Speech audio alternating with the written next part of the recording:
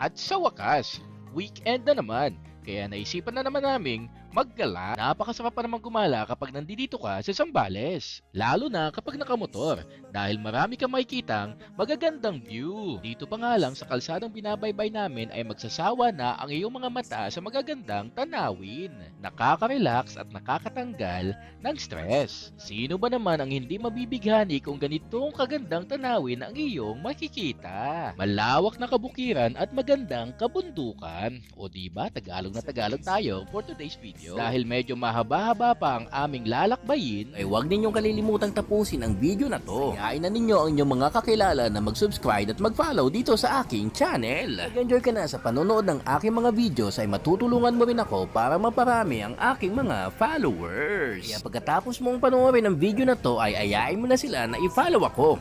Ngayon pa lang ay nagpapasalamat na ako sa iyo kay GB.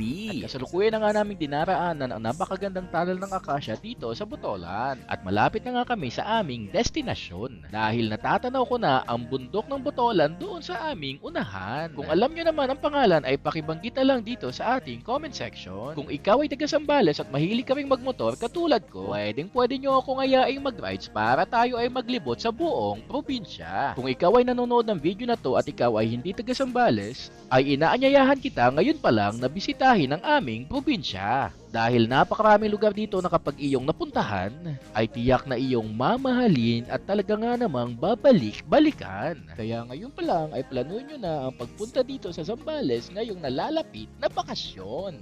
At sa wakas, narating na rin namin ang aming destinasyon. Kung ikaw ay taga Batolan at nakarating ka na sa lugar na to, malamang alam mo kung saan to. Medyo may kahirapan ngang dumaan papunta sa lugar na to dahil medyo mabuhangin ang iyong daraanan.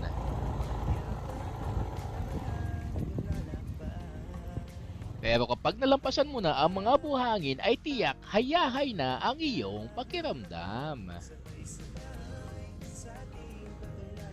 At kapag narating mo na ang lugar na to ay bubungad sa iyo ang napakaraming puno ng agoho.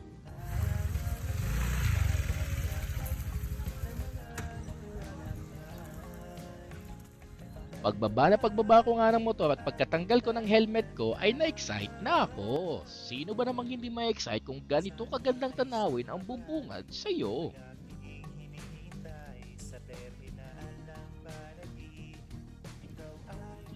O diba, napakaganda at napakalinis ng tubig. Kaya hindi ko napigilan ang aking sarili na tumawid sa tulay paglalakad dahil baka bigla itong bumagsak. Napakalaki ba naman ng aking katawan? Kaya kung hindi ako magdadahan-dahan, malamang sa tubig ang aking babagsakan.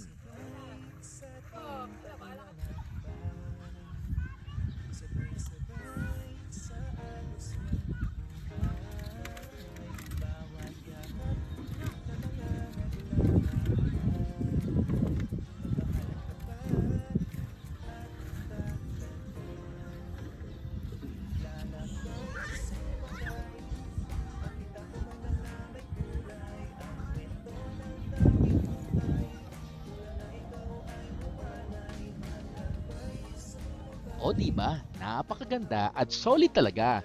Isa lamang ito sa napakaraming magagandang lugar dito sa Zambales na pwedeng-pwede nating puntahan.